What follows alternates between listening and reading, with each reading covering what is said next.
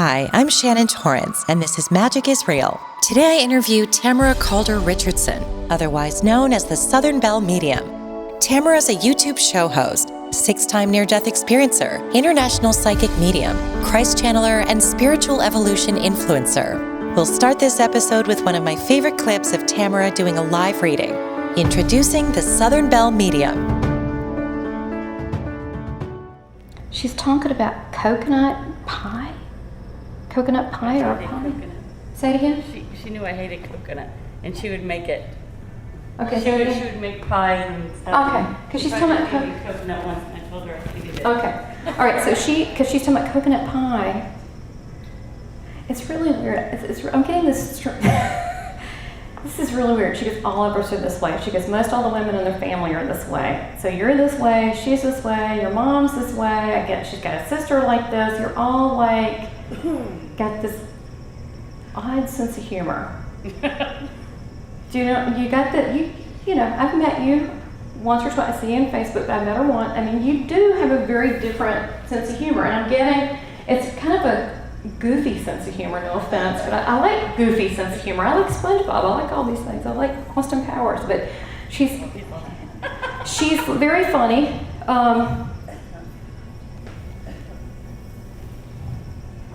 I don't want to say this.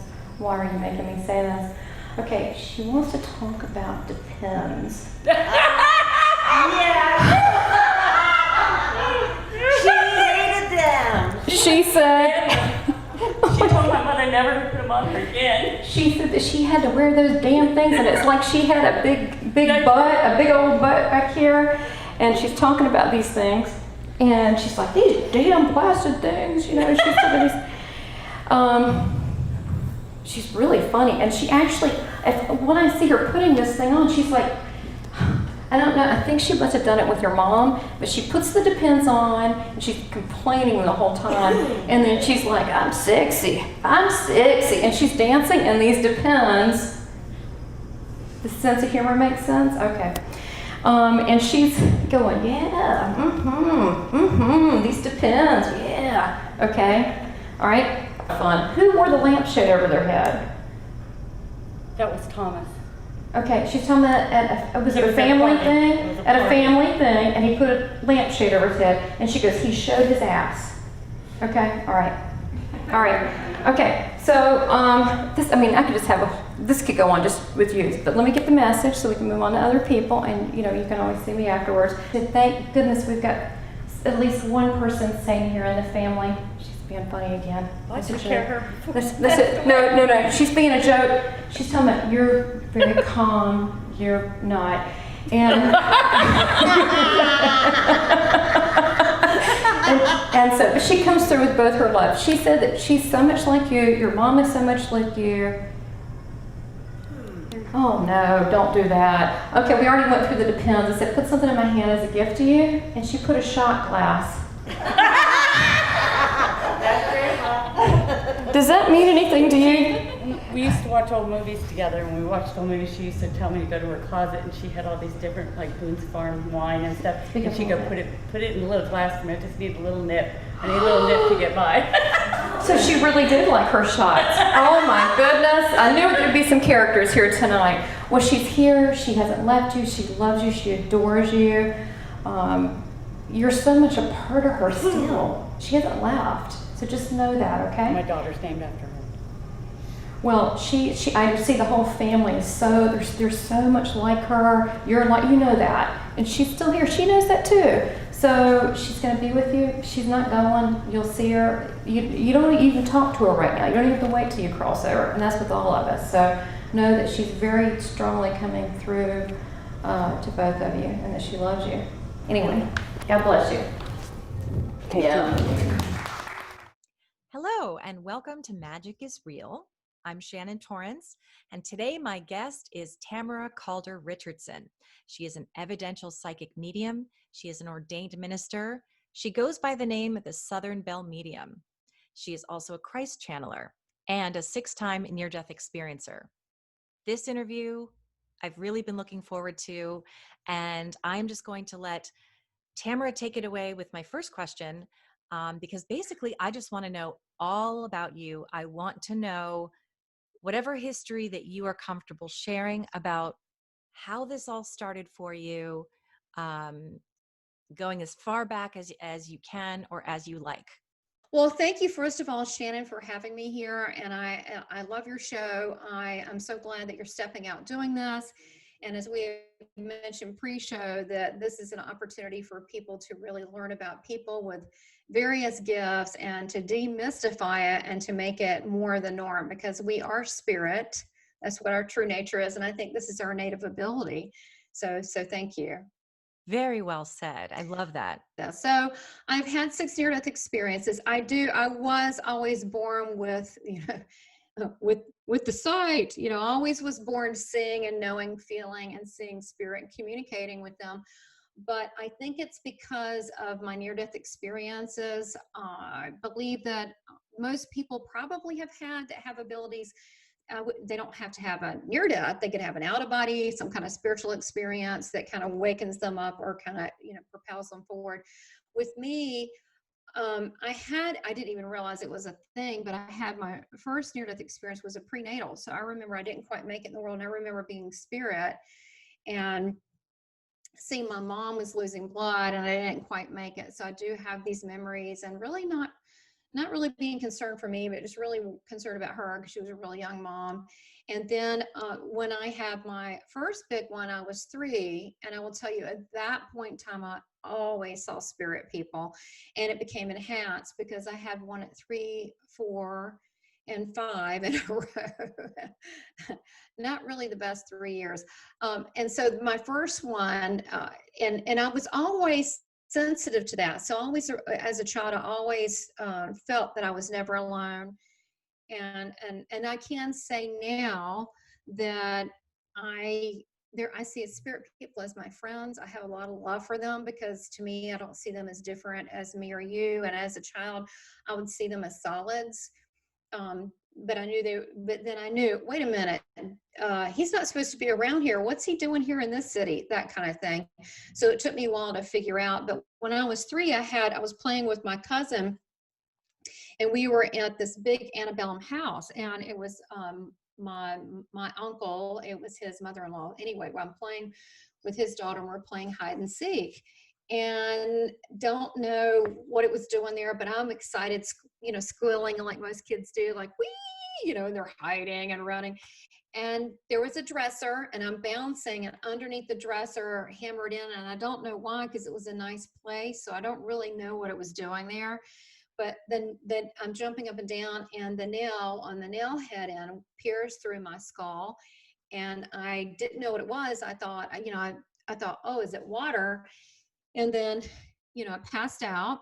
And then at that point, I saw everything from above, and I saw this whole scene, what happened, this and that, but it was blood, and it was not water.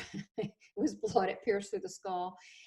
And I saw this whole scenario going on, and we got to call, my mom was there, but they said, oh, we got to call my grandmother, who was kind of the matriarch. We were living with her at the time, because my mom was young. And so they're, scurrying around, and then I'm seeing, it looked like about a 9-foot angel. It was not human. It felt super human, and they are all light, and I would say glitter. Maybe that's why I still like glitter. I'm obsessed with glitter. But it was sparkly and gold, and it was over my head, and I believed to be healing it. But then I heard, it was like a permeating knowing, hearing, feeling, knowing. So it was more than just 6 senses, but the just was, this is not your time. You have much to do. And so while this is going on, I'm looking at my body. I'm just observing. I really don't have any emotion. I'm just kind of mildly curious looking at everything. But I'm seeing on this stairwell, it was like the Gone with the Wind staircase. And there were all these beings of light that, there was more and more and more that kept popping in. There was probably a couple hundred. Now, if I'm 3, I don't know that many people. But when that voice said, this is not your time, you have much to do, they started popping and out like, okay, false alarm. They start leaving. So my grandmother takes me to back in the day, she had clout, and we went through kind of the back door of the internist and said, oh, it's a contusion. And I do recall all these medical terms that he said and this and that. I had a hole in my head 2 years because you just kind of have to let that thing grow naturally. But, you know, I make a joke, if you want to connect with your crown chakra, you know, and get a direct connection to God, that really worked, but I would not recommend it. I would not recommend it. But a lot, it's funny because if you notice, like, I think it's also John Holland, there's a couple other people that when the head injury, something about the head.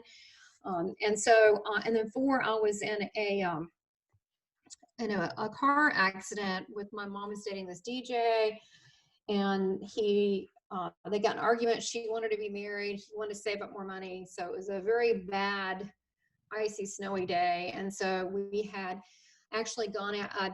She wanted me to meet him. She wanted us to get along.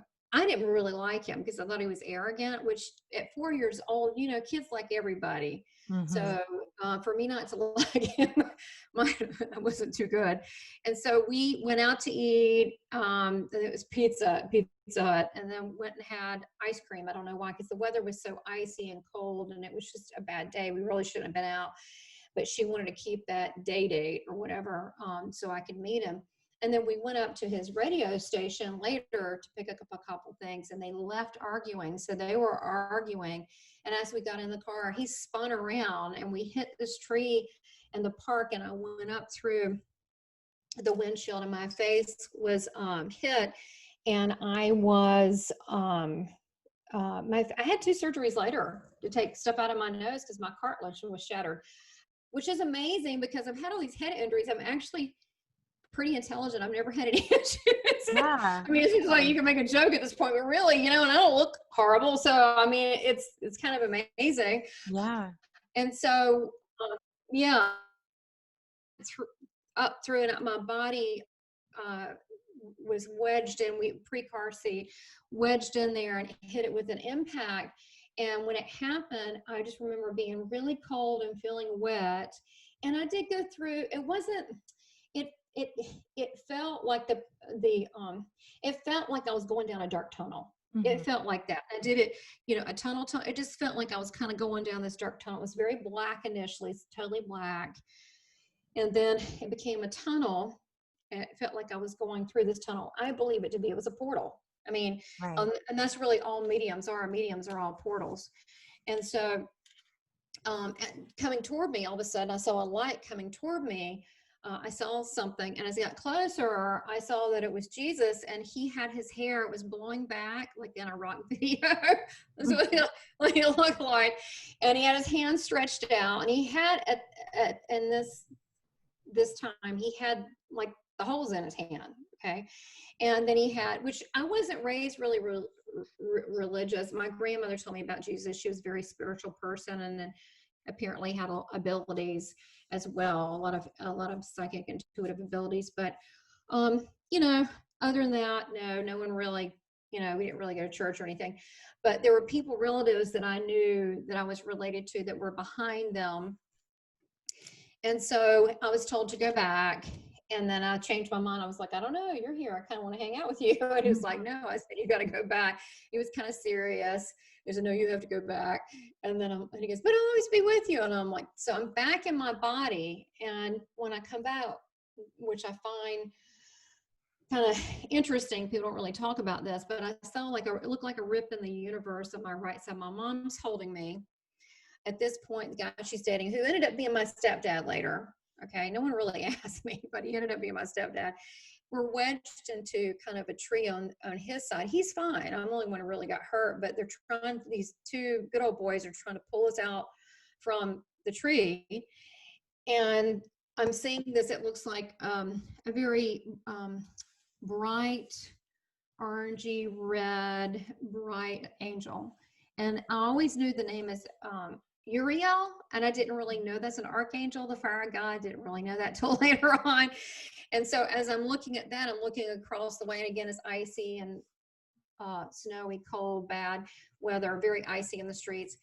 I'm seeing a park, but I'm seeing Native American Indians cooking food over a stick, like a fish with a baby. And then I'm seeing a couple from the 1800s walk through this park with old timey wear, with the, the high necks, small waist, with the long skirts, and the guy with the kind of straight across hat. And they have a old timey buggy, and they're walking through. And then I'm seeing different time periods layered on top of a modern time, and then a rip open to like another universe. I guess it was a portal. And then behind me there was a firehouse, and I'm trying to comprehend all this. There's a firehouse behind me, and there's all these spirit people, like a lot, like I don't know, at least 300, maybe more. And at the firehouse, there were men there. There were some of the people there had on like old timey fire outfits, and then people were dressed in different time periods, like the 20s, 30s, 40s, different time periods.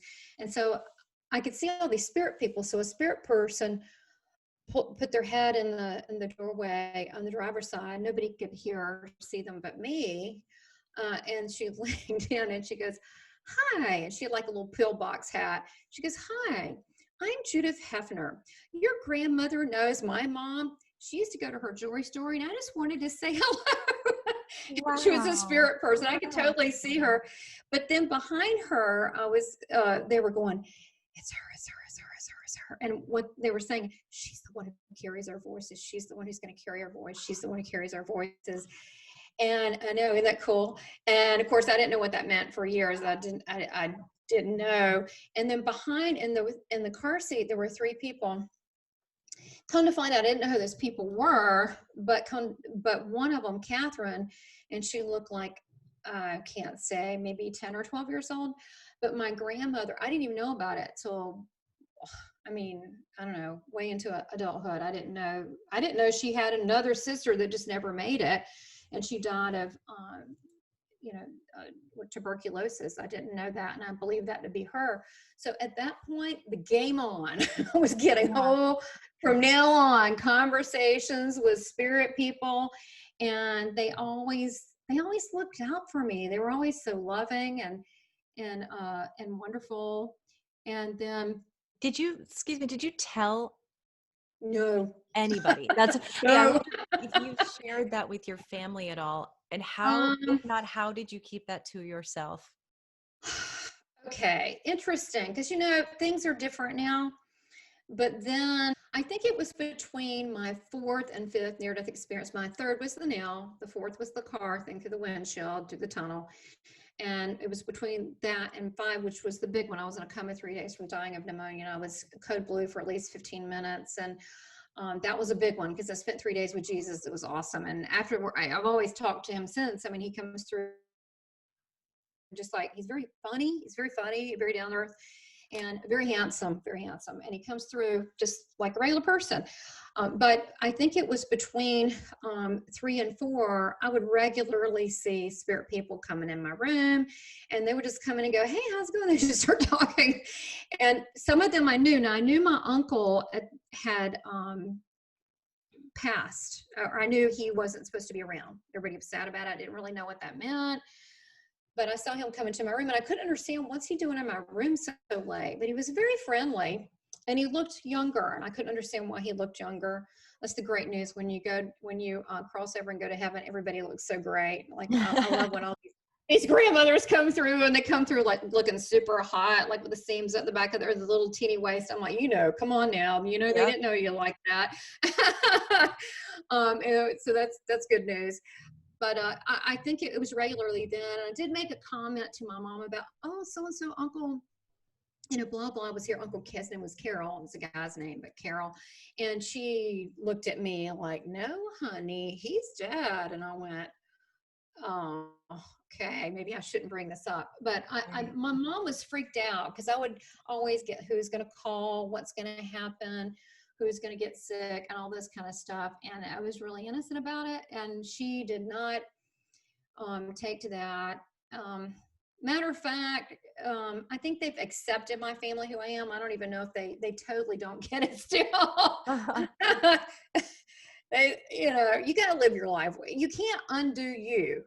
You know, you can't undo whether you come into this world with natural abilities, whether you're a musician, a healer, whatever that is, you can't undo that. It's your path. So that's when I knew it was not safe, and I didn't want to rock the boat. I knew to keep it to myself, but I also kind of enjoyed it. I actually trusted the spirit people and still do more than people. Well, that Because they come from a higher vibration.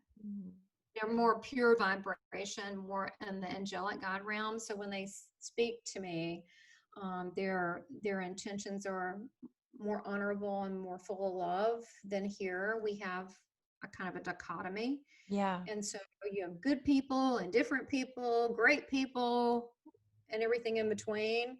So spirit people were always there for me. And I didn't really get a lot of parental guidance. So I kept asking God to help me. And so I believe that really enhanced my supernatural abilities to know things, to have my own counsel. But I'll tell you a really cool story how he did that. It was very cool. So my mom had me young. So she was like 18. So we lived with my grandparents, but they had like a 10,000 square foot house. I got what I wanted. So it was all good.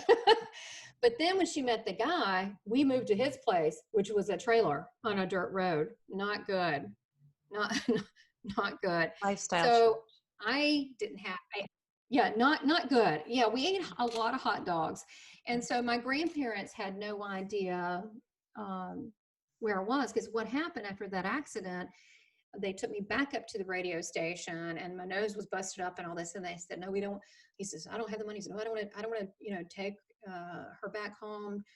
Mom will be mad. Oh yeah, my grandmother would have been really mad, but they didn't do that. So she went with him, never told my grandmother where she was. So we're in this in this awful trailer, okay, and I guess what I'm saying is a lot of this came out of abuse or necessity too, to have, I do have advanced abilities, but I think it's because out of necessity, like I was remote viewing at an early age because I just, because of sexual abuse, and I was trying to figure out where I am. But I was 4 and I didn't know how to use a telephone, but I did. And I had these imaginary friends. And there was a commercial on TV with cartoon characters, and they sang this song about Valley Dale sausage. Ooh, ooh, ooh. So I visualized these group of people that I had an army, of little animals, and they were going to help me get out. And so I learned how to call the number. I don't even know how I knew to call it, but I was told what the phone number was. I was very young. And I gave them 25 minutes away, exact directions how to get where we were. And they showed up. My mom about felt like, even the whole family said, we don't know how you did that. Spirit told me that. Wow. They told me how to get there. And I said, oh, there's a church here, do that. So I was remote viewing early on. So they did, but eventually she married him. And then when we went away to Raleigh, sexual abuse started more. And so I just told God, I really just didn't want to be here. I said, if you can't kill him, just kill me. I don't really care. I wasn't angry. I was just wanting it to stop. So I would say that that really enhanced it a lot, because I was pure spirit. I was completely dead. I was pure spirit, and I was gone for a while. And I was told I did not want to come back. And it did look like that place that looks like paradise, where beautiful colors, everything's terrific. I knew I could only go so far, and there's a whole conversation that I, have with that with Jesus and what he told me and about manifesting and being positive. But I did come back, and from that point on, this is I always saw in spirit.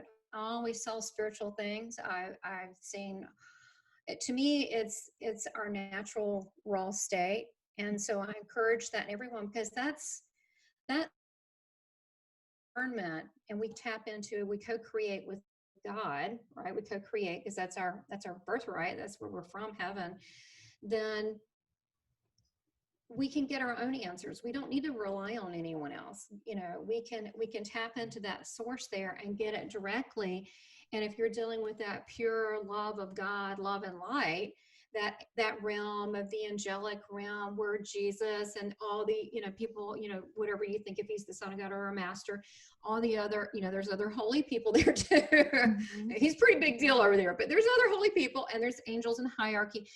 That's the area that you're communicating with, that we can get personal guidance, and we want to enhance those abilities so we can get spiritual direction directly from God.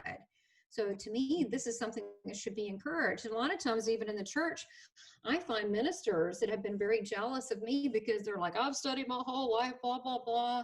And I'm like, I don't know, can't help you. I don't know. I don't know. Because that's something I find so interesting. My cat's scratching, and so the camera's shaking. That's something I find so interesting about you specifically, is that because you have connected with Jesus and communicated with him, and I'm assuming you consider yourself a Christian. Is that correct?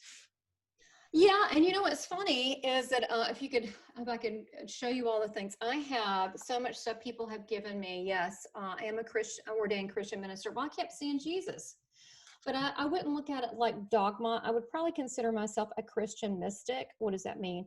Well, look at the early Jesus. We do healings and miracles, and said, whatever I can do, you can do. I'm kind of connect with that Jesus.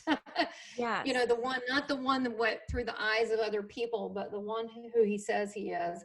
But I've got artwork and things all over my house that people have given me. I've had channeled portraits of Jesus. I've had all different ones, but he is, it's funny. He loves everybody. He doesn't, first of all, not to be controversial, but he did not start the Christian religion. Not that there's anything wrong with that, but he didn't. But he loves everybody, and he defends everybody, Mhm. everybody. And also, I have, my channel, which is totally different than yours, but the Seeking Heaven, the near-death experience, and other phenomena, where I interview near-death experiencers, and some come back with after effects, which they call, like me, after effects. Some people, maybe they can just add up numbers quickly, or Yeah. now they can play musical instruments, or maybe they're a healer. Some people are just, boom, they come back healing. Or some people are a psychic, or they call it spontaneous mediumship. Now they can see spirit and talk to them. That doesn't mean they're trained, because I still got training, but there are people that don't have, some people are atheists or no religious background, or various religious backgrounds, and they still see him, a lot of them. Yeah, and that's the thing that I've said, because I notice with a lot of people that have very strong abilities, it happens after a trauma, or B, not even a near-death experience as much as an out-of-body. So like my mom had an Right. out-of-body experience as a kid, and she's always been psychic. And another friend of mine had an out-of-body. Neither of them were death. It was during surgery and when they were little, and they remember it specifically, but both of them have heard, um, more my friend than my mom, that have heard very clear communication from the other side. And I've always assumed that's because it's like you're reminded of where you come from. When you go to the other side, you're born you're Beautiful. born It's you're beautiful. born a spirit, and we're all spirits. And then as we progress, we have to sort of shut that part out, because it's not necessary, or isn't necessarily helpful in the way that we've Right. structured society. So, and then people think it's not real, and so you dismiss it and you discount it. But if you leave your body, your soul remembers that's where it comes from, and then I feel like it's more open. Just as I'm a developing medium who chose, I wasn't born seeing spirits. I think I did, but I didn't realize that's what it was, one or two times that I can remember. But I wasn't one of those people. It's something I chose because I was obsessed with it and fascinated. Yeah. But I think that it's really about reminding your soul, just remembering it. Um, I agree. We're all from heaven. That's where we come from, and in between life states. I've also done like 300 hours of past life and seen in between states and so forth. And we've all been, it's so funny. I just had a conversation, a lady that was on my channel. I guess it'll be in February when it'll come out. And she's an Egyptian specialist, but a spiritual medium. So afterwards we talked about, I go, oh, I know her from taking courses with Tony Stoffel. I said, oh, so let's talk about that. We did. And we were laughing, saying, well, if you have recall in being male and female, you don't really have a button on either way. Like, I'm just glad to be here. I don't really care. Yeah. And because we have been everything. We've been every race, everything, poor, rich, white, black, yellow, healthy, unhealthy. And it's part of developing our soul. And unfortunately, you look at like the saints, which I didn't know much about until, later in life, but the saints had a lot of suffering, not such a good life to be where they are, because we learn through that pain. And I think that for me, I really have, I guess, great compassion, especially for women that have been abused, or anyone that's been abused. Because I don't, and it could be just verbal. I just really believe and validated, my whole life for knowing things, and kind of gaslighted, or gaslit, however you want to look at it. That to me, that I feel like that I did not want to come out with this. And I know people might be watching like, I'm like this, I don't want to come out.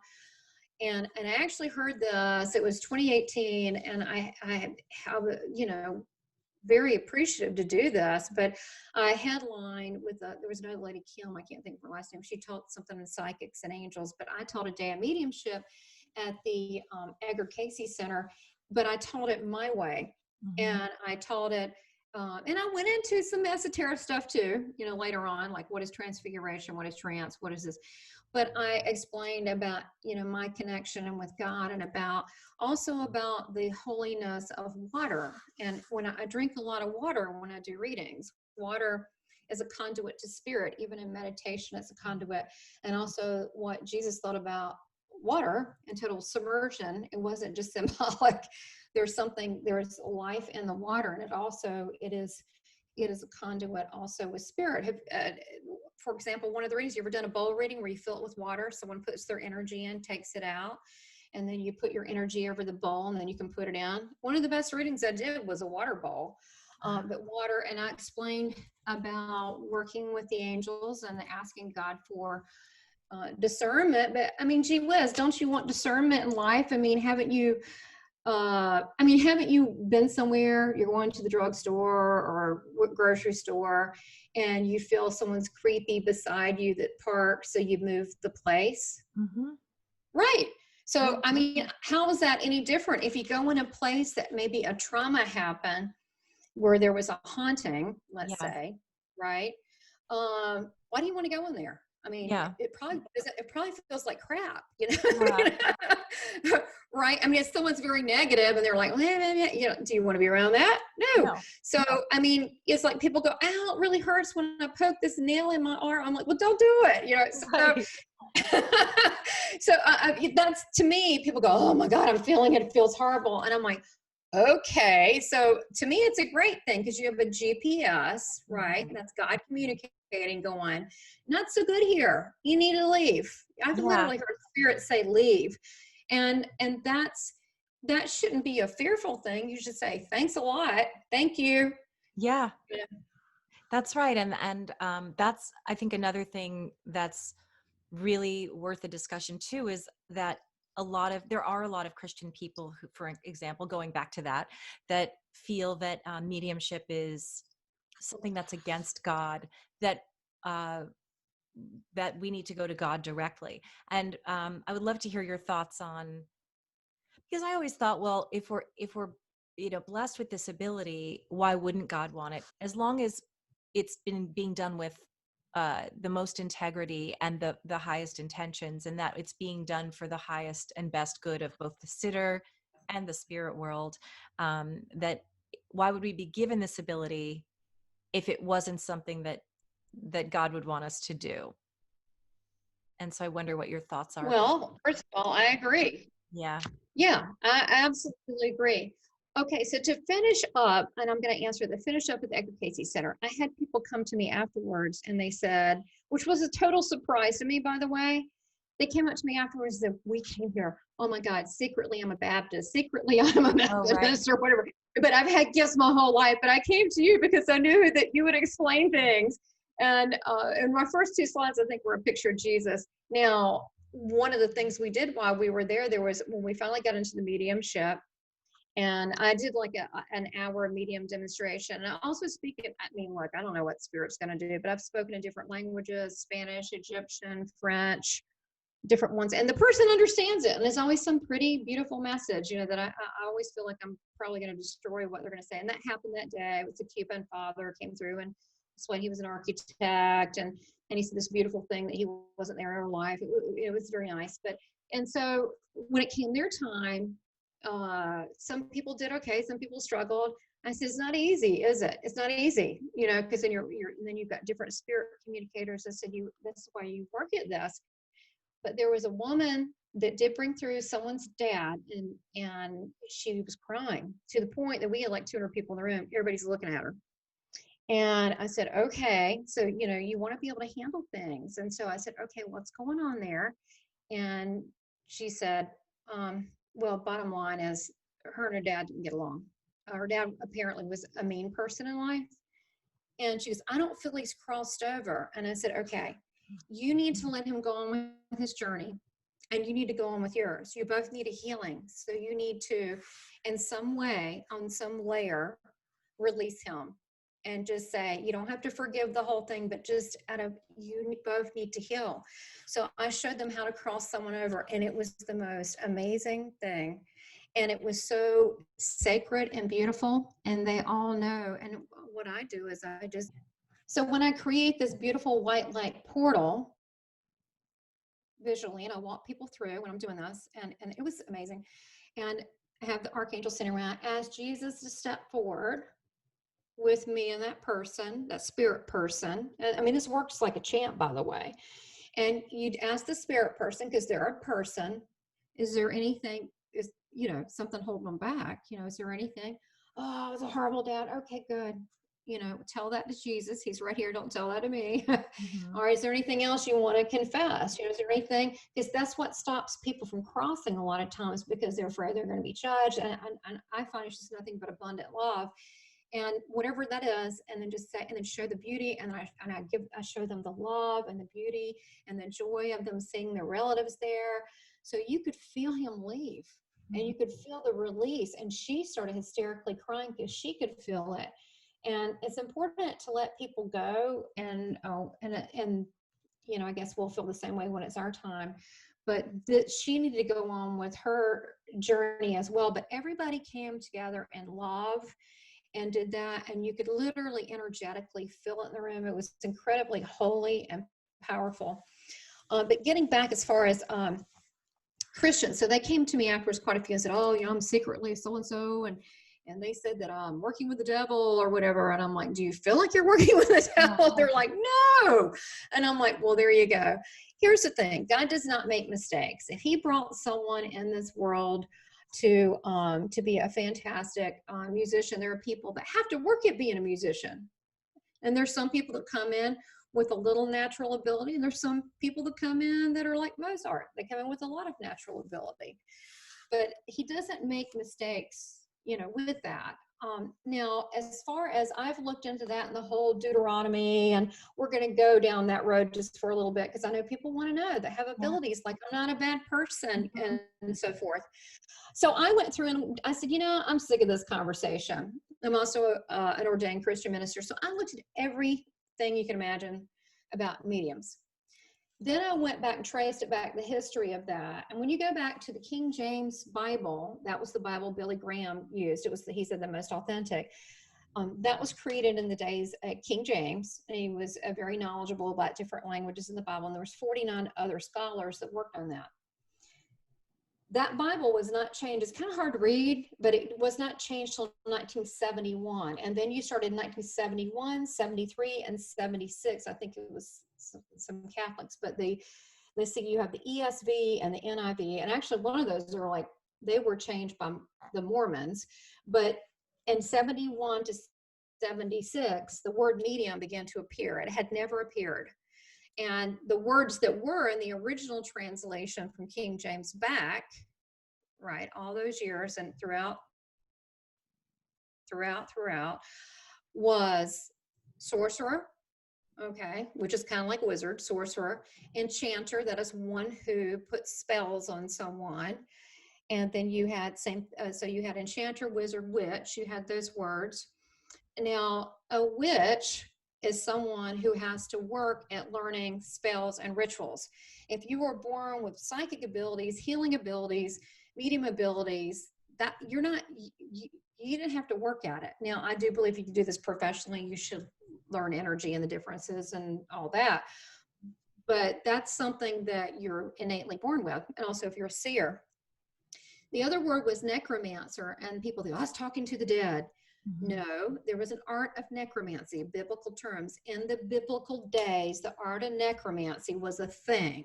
And they would kill and slaughter the animals and roll out the entrails. And then they would give readings and they would connect to spirit people. It was some really weird stuff. It was kind of like, I don't know if you ever see the show The Vikings, and they have these really creepy oracles and they do really pagan, strange stuff. It was like that. They did that kind of stuff back then. The people that talk to me are just like me and you. They just don't have bodies, and they are in a higher level. They're not dead. They're not ghosts. They are spirit people that have crossed over to heaven, that are multidimensional beings, which is what our actual natural state is. So, but then again, in I think it was 76, the Catholic Church changed that and put that in there. I think part of the reason they don't want people going in and messing with stuff. And I have with readings, I had a couple things I stumbled upon that were not so good, and maybe I'll tell one example. But one of them was a couple really sweet, did a stage thing. They were there. The father came through, flying colors, was a pilot, came through with all this information. So they set up a private reading years ago, and this is why I would never do anything in my house. And quite honestly, I've been doing Zoom or these kind of readings for years and years because of this. Yeah. So they were really sweet, just sweet couple. I mean, great. Came to the house. The dad came through again, big time, but he was almost clingy and protective, and I couldn't quite understand this. And during the reading, I said, "Has your mother passed?" Because every time I would mention the dad and she's supposed to write a book, I would hear, she'll never get that book out. Well, when spirits come through, they're usually loving and supportive. If there's anything else, either they haven't crossed over or not so good. Could be something else. So I said, "Has your mom crossed over?" She goes, well, she's dead. What they didn't tell me is they've been severely haunted. Oh, yeah. Wow. Brought it into my house. How do you think that went? Not good. Not good. So I didn't know that because it's very innocent, right? And I didn't even know that it really could exist, right? So I said, well, let's try to cross them over. You ever try to cross over someone that's really ugly and mean? Didn't work too good. So I said, well, let's try to do that. I knew they felt them leave, but I asked St. Michael to come in. I knew they left.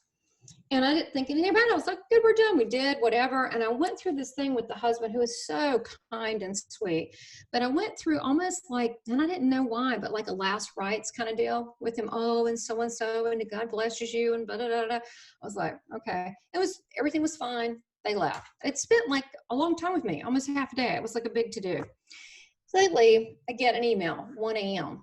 First of all, who gets emails at 1 a.m.? Well, I don't know. We do interviews all over the world, so maybe so. But back then, no.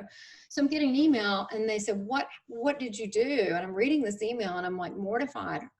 During the reading, the mother actually threatened the husband and said, "You're the only thing standing between me and her." Okay, so I get this email at 1 a.m., which is kind of surprising, from the client of the man and wife, and said, and I'm reading it kind of in shock. She goes, "What did you do? He died mysteriously, tonight." And I'm going, I had to reread it a few times. I really understand it. But I will tell you, during that session, I did not tell her, but the mother came through, and I wouldn't let her come through. That's number one. You don't let them come through. Mm-hmm. But she did tell me he would be better off if he was dead. I didn't tell her that. Right. But that's when I knew, bring St. Michael, get her out of here. Right. You're thrown out of this club, Yeah. And so it really freaked me out bad. It freaked my husband out bad. But here's okay, it continues on. So I'm thinking, I'll do a couple prayers, fine. So for 2 weeks, I didn't realize that my energy was low. I couldn't quite figure it out. And then it was one night I could not go to sleep. And I learned a big lesson from this. I could not go to sleep, and I go, what is wrong with me? So I'm up cleaning the house. I'm like, I'm acting crazy cleaning the house all night. This is not right. What is wrong with me? What is wrong with this energy? And so at one point I thought, well, let me drink a glass of wine. Maybe that'll help me go to sleep. I mean, that sounds awful, but I was like, I didn't know what was wrong with me. I said, I need to really calm down. So, and this is so off my personality. And so I was just sort of, I guess I was just sort of anxious maybe. And then I I'm in the kitchen, and I hear, and it's probably 4 a.m. And then I hear footsteps, and I'm thinking, oh my gosh, my husband's wondering where I am. Oh boy, he thinks, why are you not asleep? Where are you? And then I look, and it's nothing. I'm thinking, oh great, now I'm losing my mind. I probably need to go to sleep. So then within 10 minutes, if that, I hear the very loud, I mean, it is so loud. It is so distinct. It's shaking the house, footsteps walking, because we have hardwood floors, walking in. There was no doubt, like, oh boy, my husband's angry. And I looked, and it was no doubt, it was bam, bam, bam, bam. I looked, nothing. And then the lights go on and off. And I thought, this is not good. And I actually, this is horrible for me to say. I ran in the back to get my husband because I was like, this isn't good. So I woke him up and said, I'm freaked out. So what we ended up doing, the sage at some point doesn't work when something is so bad. Mm-hmm. So I got holy water from Lourdes, Italy. Oh yes, stamped by nuns. I now only do frankincense and myrrh. I have my own protection spray that I created, not to market for me because so many people ask for it. And I put hyssop in it, which in Ecclesiastes says that demons can't stand the smell because it's such a high vibration. And I also put frankincense, myrrh, I put sandalwood, lavender for smell, and then spikenard, which is used on the cross of Jesus, and also when Mary Magdalene put it on his feet. So I figured, well, anything dark won't like that.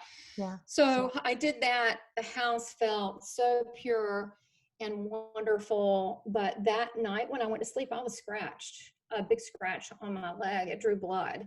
So at that point, I'm like, no one is allowed in my house. So then I realized, wow, there are bad things out there. So what I did is I had a conversation with God. I said, I'm not going to do this. I only want you to bring me people that are loving and beautiful, and that I can send a message that's encouraging to them, that I can encourage their spirit to connect with you and lift them up. And not only is it evidential, but it's healing at a very deep level to them as a soul.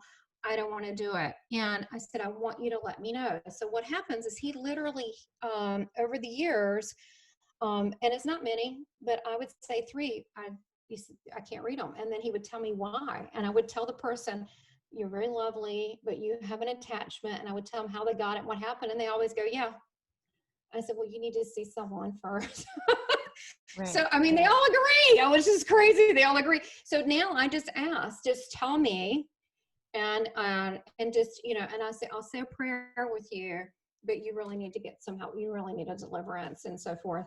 But with that said, I've done about 14, but only deliverances, but I've only do them if Jesus says do them. And I was like, well, you kind of be the vessel. But I find that when you have a level of trust in God, all that really did was make me closer to God. Mm-hmm. And it also made me realize that was dishonest coming into my home. It's kind of like, what about if you had a party and you had 2 friends and they brought their drug addict brother that steals to your home? Wouldn't you be angry to find out later because they could have robbed you or I mean, that really was not honest of them to do that, right? So people don't always tell. So I have God tell me. And I pray for even those people. And the woman kept wanting readings afterwards, and I was told no on that. But most people are fine. They really are. But look in life. Yeah. You have to use discernment in life. And Yeah. the people were just as big a problem as the whatever the mother that was very nasty that did not want to cross over. And what do you think it is that makes those spirits? Are they people that were bad here, Well, or are they? Yeah. What do you think their origin is? um, okay. All right, twofold. First of all, in this situation with the mother, I don't know if it would say the term bad Yeah. versus good, but I will say, let's say she was nasty in life. She was Mhm. nasty. Well, I was being shown, I never told the woman, but I was being shown that she was burned. She was put in a closet for days. I mean, this is not a good person. This is not good. I mean, I don't know if there's mental illness there or just pure mean streak. And so I do know this, that if you ask for God to come in and to purify you and to help me and come into my life, especially Christ, it's done. It's going to happen. I don't care what you've done. Now, you may not get to the Mother Teresa part of that, but you're in. You're gonna, and you're gonna get therapy. You're gonna get angelic help and support. And there's elders there. But if you're nasty in life, and we know some of those people can have, they come through all the time in readings like, I didn't know better. I'm so embarrassed. I was not a nice person in life. They're so sorry. But if that person like this one wants to hang on and be here and not cross and be nasty, what I have found, if they continue on and God keeps bringing his angels and opening the way, and if they keep going, no, free will, they usually attract demons. But so it's usually not the ghost anymore. Now we got a bigger problem. And I'm like, oh my gosh, because think about it. If you're in a state of purity and you give God glory and gratitude and you're humble, you're probably going to attract angelic hosts. Mhm. But if you're doing, really mean things to hurt people and you're doing satanic rituals, you might attract something else. So it really is our spiritual maturity and responsibility to act accordingly, whether you are in this, you're a spiritual being. So no matter if you do this kind of work or not, or you're a school teacher or, whatever that you do, that you just want to keep a healthy mindset. And I just keep my place blessed, and I don't have fear anymore. Matter of fact, I find the opposite, that when I'm out, they're fearful of me. Yeah, I was going to ask, as a medium, how do you protect yourself, and make sure that that doesn't happen? Because I know that is a concern for some people, and others say they just know that it's good. Like others say, I've never had it happen. It just I have the intention of calling in beautiful spirits from God's white light, and that's all it takes. Well, I will say, like I said, I have seen things. I have done deliverance. I've seen eyes go black. I've seen, I went to this medium thing. This sounds like a medium convention. It sounds like this must be a joke. And I was with another friend who's a medium who's Catholic, and she's Christian also. And so we went to this spiritualist church, and we're doing training, and we're in this. So we're with all these mediums all over the world, and we're in this hotel, small hotel. I think it was like a Best Western. I don't know. And the energy is nuts because we got all these mediums. Okay, so you got that going on. So we go to our room, and our room feels like crap. Now you understand energy, what feels good and what doesn't. So we're tired. She's picking me up. We're in New Jersey, and she picked me up. She drove from New York. I'm flying in. We drove a couple hours. We're hungry. We're tired. We go in the room, it feels awful. Well, I don't believe you should stay someplace if you don't feel comfortable. It could just be someone's negative attitude there. Maybe not a ghost. Just had someone's residual negative energy. So I said, let's do our thing. She goes, oh, don't ask me. And I said, okay, I'm done. I know what's here. Next. And she says, okay. I said, I already know what's here. What do you get? We got the same thing. She said, there's a man here that had a heart attack. I said, there's a man sitting in that chair, and he's Hindu, and he's with the family here, and he's pissed off because he had a heart attack, but things are looking good because we've got a blonde and a redhead now. And I said, I'm not dealing with this.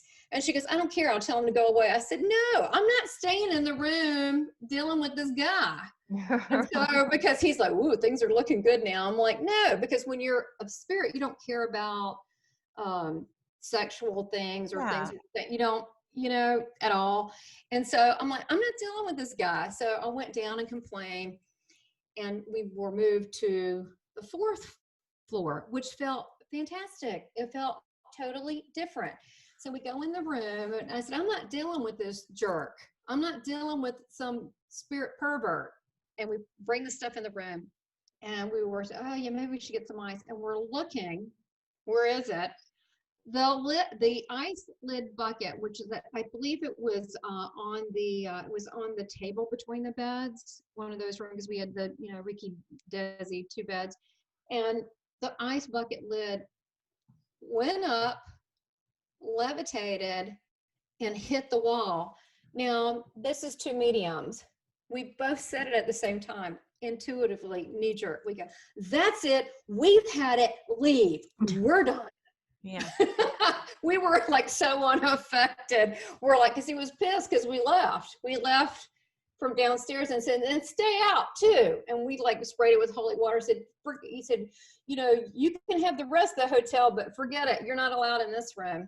And then we, bring the angels in, St. Michael and so forth.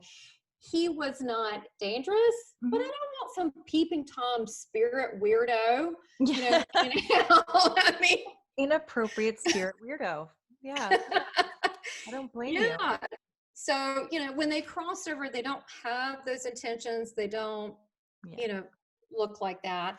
But I think it has to do with, if you're working with God's love and light, you have no worries. However, you have to be willing doing this is spiritual work. And I look at it this way.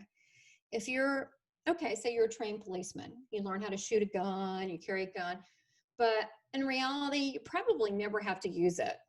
Right. You probably, because you have to use it, things have gotten really bad. Yeah. And it's kind of like this. You have to be able to know to do spiritual warfare and say, stand back. I walk with God. I said, don't have me open. I always kid and say, don't have me open up a can of whoop ass Jesus. Don't have me do that. I will do it. I will do it. I can stay up 2-3 days doing this. I will do it. And so they, but having that defiant, like, I stand in the presence of God, and that's who I work with, and you are not allowed here. It's owning your power and your presence in union with God, and you take dominion over the situation. And I think, like I said, when I was in Savannah and I did something at the convention center there, but beforehand, my husband came with me because it's really cool there. It's real pretty. And we stayed in this really neat mansion. It's very artsy. It was very, very, very fancy. And we were staying there, but the whole city's so freaking old. So everywhere we went, there was like tons of spirits and ghosts, tons of them. And I told them, they all heard me. They all knew I was coming in. They all know when I'm coming into a city, the same as other mediums. I say, look, now you know who I am, and I know who you are. I'm on vacation. I just want to enjoy the city. God bless you. I wish you well. But I'll leave you alone. You leave me alone. And I also say, and if you don't, I'll carry this through. I don't want to cross you over if you want to stay here, but respect me and I respect you. Have a good day. And they leave me alone. Right. It's like they leave me alone. Yeah, I think you said this before we turned the camera on. It's about setting your intention. Yeah. Think about a mom, how, or your mom, or think about a mom that goes, now when I say be back at 10, I mean it. I'm not talking 10:01. Right. Do not challenge me. The kind of mom where they just look at you and they mean business, and it's that presence. It's that kind of presence that you exude and you have with spirit. You have boundaries, and they don't also bother me at night. It takes an awful lot for them to bother me. I said, make someone set up an appointment. Right. And actually, that is, I know we're sort of wrapping up on time here, but just when you, because you've set those boundaries and you have let them know what you expect and what you're willing to receive. Do you find that there are any other times where when you say that you see them or they come to you, for you personally, do you see them in a physical form, or is that more just you feel them with you and they're there and they're trying to communicate and you feel that you hear their voice in your in your head, I guess I would say? And is it How do I distracting to you? how do I perceive them? It's How do changed through you? the years. I used to physically see them all the time like us and ask God not let me see them. I immediately know, well, they're usually always around me. Actually, they're very excited. There's a bunch around. They're like little, not, but the, like family members, your family members, they're watching all of these, but they're like happy puppies. They're like, yay, what's next? Isn't she great? Yeah, yeah, yeah. So they have this high, happy energy. They're usually all aware, they're different ones that are around us, but discerning the different ones and so forth and different energies of a place and also the different spirit people. I see, hear, feel, and know. And so to me, that's why I enjoy channeling, because I can just get a download. I hear now the audio. I used to be absolutely more clairvoyant because I am a creative person and artist, but you know, I own an advertising agency for almost 27 years and visual designer and slogan writer and copywriter, but I can hear them. So it just makes it so much easier. I'm also a physical medium and a trance and also a channel. So you're thinking, how does that work being Christian? Because some people would call that what? Possession.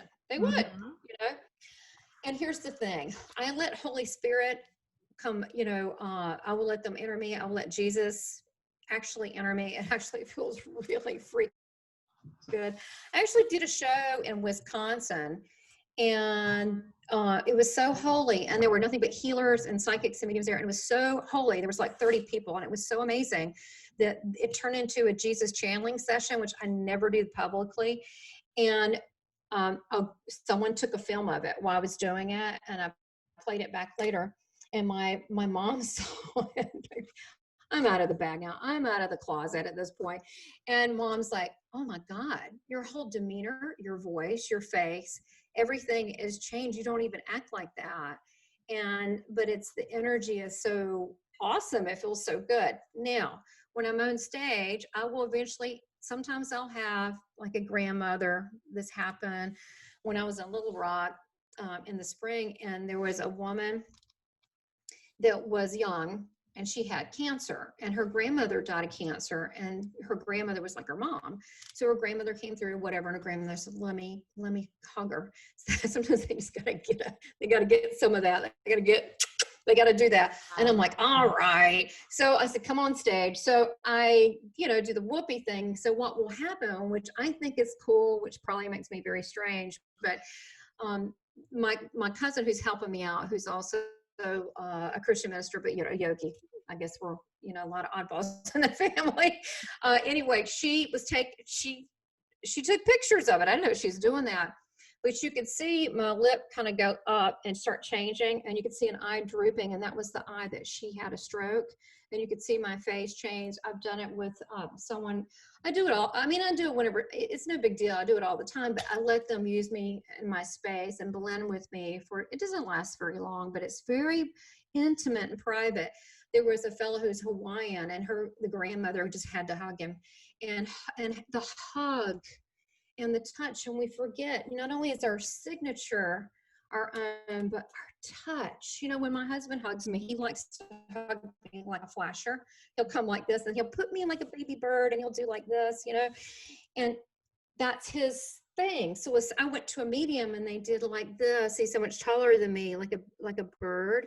Then I would know it's him. But our touch and the way we do that, and our this and that, and this is part of, I did this once in training. I said, this is so good. The whole room was hysterical because we were like, my God, the person's right there in front of me. And because we are allowing that to happen. So you're bringing someone that's your beloved, someone it's a loving you love.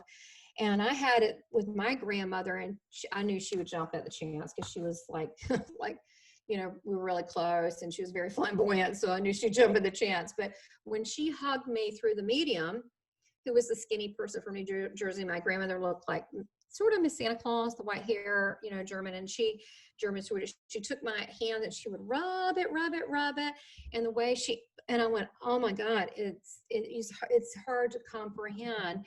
And so giving that gift to someone, but when that happens, because mediums know how to deal with ectoplasm, if you can begin to see the face change, glasses come on, you can begin to see manifestations. I enjoy that because it gives the person an incredible gift they'll never get again. They'll never be able to touch that person. There was a woman at the Edgar Casey Center when I taught their mediumship, and there was a line afterwards. People had questions, and this one lady, she is probably, I don't know, 29, maybe 32, but kind of young, and she was in the line, and she just started crying, and everybody pulled back like, oh crap, maybe you need to deal with her. And so I said, are you okay? And she said, I mean, it was awful. Her husband died tragically.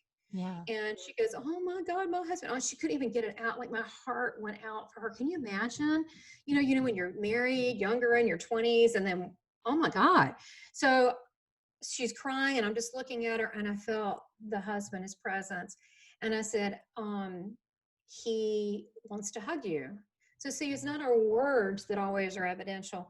So he started coming in like he was going to scoop up her butt. And I went, I'm not doing that, okay? And everybody started laughing. And she started laughing. She goes, oh my God, because I guess that's what he did. He'd scoop it down. And so I said, we're not doing that. And as he came toward her, he did something like a monkey with her head and did something like that. And I don't know if he called her kiddo. And then she was hysterical, but it was him. That's how he hugged her. So our evidence is not always with our words. I mean, they can be by our actions. They can be manifestations in the room. Cigars that you smell, you're talking about uncle, and that brand of the cigar is now in the room that we all smell. Yeah. You know, so spirit can do anything. Like I said, they've had me speak all different languages. I have no idea what I'm saying. I just speak Southernese, but you know, but the fear doesn't work. I mean, most fear is not real. But if you think about real fear, well, you know, like someone's, you know, running after you with a chainsaw, maybe that's real. But Right. most of it's not real. And the things that don't feel good, or people in this world that don't feel good, you just wish them well, and you just don't be around that energy. Yeah. You try to, as a psychic or a medium, protect that energy. It's glorious. Protect your energy, because this work is very draining, and it's very hard on your body. Spirit will keep you going, but it's our job to be away from the toxic people. And sometimes that means like ghosts. I call them ghosties. You know, so if you're going to go on vacation with your husband or wife, probably don't pick a haunted B&B, you know, pick a Hilton. Right. Yeah, that's great. That's great advice. Thank you so much for all of that. I loved hearing all of your fantastic stories. And what I want to end on too is, can you tell us anything you want to pitch that's going on with you that people can participate in, where they can find you, where you know, things you've written, and events that you're hosting? I'd love, please share, and I'll post links below as well. That's so kind. That's very kind for you to say that. And I just love everything that you're doing. And I encourage people to look at all different kinds of mediums, all different styles. It's how you learn. And you can take bits and pieces from everybody, but develop your own style. Yes, I'm finishing my book, Love from Heaven, my 6 near-death experiences and the wisdom that I learned. And I will talk about all the different things, the mystical things that have happened in my life, but also overcoming the abuse and how spirit people are my friends, and then my relationship with Jesus, and how I channel. I do have a channel that I started 4 months ago that is booming, that I really love a lot, and it's become you know, every now and then life gives you a surprise, and it's become very passionate to me. And it's on YouTube, and it's called Seeking Heaven, the Near-Death Experience and Other Phenomena. And the other phenomena is, you know, this kind of stuff. So because I am the other phenomena, but I have near-death experiencers, all different backgrounds, all different religions, and they talk about their experience. Also talk about Kundalini awakenings and different things. I do have things on mediumship and evidential mediumship. I've had other mediums from South Africa and the UK, and then we get on there, and then we all do our thing and do readings so they can see the style. But if you're trained in a particular method, no matter where you're from, you should be able to, I mean, you still have a standard of giving some kind of evidence. The other thing is I have a website, southernbellemedium.com. And if someone would like a reading, then if they wanted to sign up for an hour because they watch your show, I'll give them an additional 30 minutes. So they just need to mention your show, Okay. and they'll get that extra discount. The other thing that I'm doing on my Seeking Heaven channel, because I thought it was important to demystify and take away the fear, is that I'm going to be doing little short snippet, 10-minute readings, quick, medium readings. And, psychic stuff comes through sometimes too, absolutely all the time. I mean, all mediums are psychics. And so if they're interested, sign up for my newsletter at southernbellemedium.com. It's Belle, Belle, because I'm trying to get people that don't mind being on the show. I mean, you could totally be on the show. And I'm going to do Great. these live readings just to show. And then I'm going to have other mediums with me so you can see our styles. So you can see how this works and how it works. And it's healing. It's healing to many. That's fantastic. And I'm going to be binging your YouTube channel. That's all I do. Every night Here's- before bed, I'm just watching near-death experiences and watching Inspire Nation and watching all the people that I follow and who inspired me to do this work too. So I just really appreciate that. And I can't wait to watch and can't wait for your book to come out, because you better believe I'm all over that one as well. Oh, thank you. Well, I think, it's funny. People like that part of the sexual abuse and stuff and all of that, because it's very classy, and so they're like, oh my God, it's so beautiful and powerful, because I talk about what I learned from that and that will be coming out. But keep doing what you're doing. And I would also love, if you ever want to do a live reading, I'll be happy to do that too, because everybody's style is different, and just to be able to be of service and to give back, and and with everyone, all you can do is your best. Yeah. You just step out in faith and just try to do your best, but don't let fear hold you back. When I have to say, really, most of my career doing this, it's really been about love, and it's been a blessing, and this is very holy and sacred work. And I consider all mediums that do healing readings are ministers. Mhm. So thank you for having this platform on your show. Oh my gosh, it's such an honor and a pleasure. And I'm so honored, because I know how valuable your time is, just giving Oh, your energy, your good. time. And it's what makes this what it is. And I want it to grow, because I think there's a really important message, especially in these turbulent times, to Oh, just yeah. sort of get back to what really life is really about, what we are really here for. Because it's so easy to get caught up in us versus them. But really, like you said, we've all been other people. We've all lived different lives. We are all a soul. It doesn't Yes. matter where you come from, what you look like, how you dress, what your religion is, any of that stuff. It's just reminding us that, hey guys, this is all just a stage play. We're all learning and growing, True. and we've set this It's up true. as a challenge. It's like a video game in that sense. Like, we're doing this to build our Oh, yeah. skills. And at the end of the day, we are all the same. And, we're flawed and all that stuff. But I think it's a really beautiful message, and it's so inspiring, and offers so much hope in times where people feel despair, fear, anxiety, what's happening next. It's so much easier to find peace when you know that, hey guys, this isn't all there is. This Mm-mm. is just practice. This is all just growth. I think it's like lab class here. I think the real place is over there, although you can't cut corners and go early. Yeah. Not good. And with that said, a lot of suicides come through and they make it just fine and they Yeah. understand. But they need more help over there, right? If they've had some misunderstandings. But people are so focused on this or that or that. Look, we've lived forever. We lived in Rome. We've seen turmoil before. Yeah. We've been all things. It's when people mention racism, I want to laugh, because we've literally been male, female, all different races. Hmm. And we probably were on other planets, and lizard people too. I mean, Yeah. this is like a silly.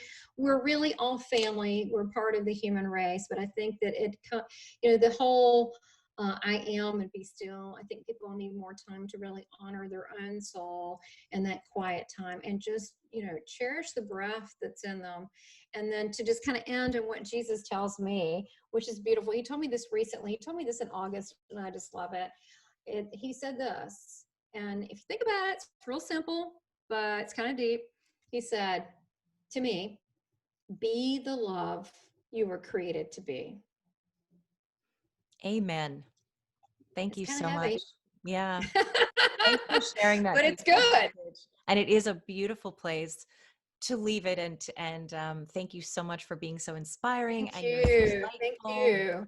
And one of the things I love most about doing this is just meeting some amazing people You're who are so amazing. wonderful. Thank you. And we're building a community. So thank you so much Yeah, for being part of I it. love that. And I feel very honored to be a part of this, Shannon. And thank you for Thank having the you. guts to step out to do this. And Thank anybody you. thinking it on the fence, they need to do it too, because we need light workers now. Yes, thank you. Well, bless you and thank you. And we'll definitely come back. Where I know that you and I want to plan to do another sort of episode where we do some reading. So I'd love to organize that with you. And we'll be talking Absolutely. soon. Yeah, absolutely. And if you ever want to, I can also teach areas of mediumship. If That you would ever be want great. that. Oh, Yeah. so many great Connecting, ideas. how to Yeah. connect, how to stay in your power, how to connect multiple links, whatever. I mean, so maybe find out from people. We can have some fun with this. So Yeah. 100%. Thank you so much thank for you being so of service, and we will definitely be in touch soon. awesome. Thank you so much for what you're doing. It was an honor. Thank you. Good night. Take care. Good night, sweetie.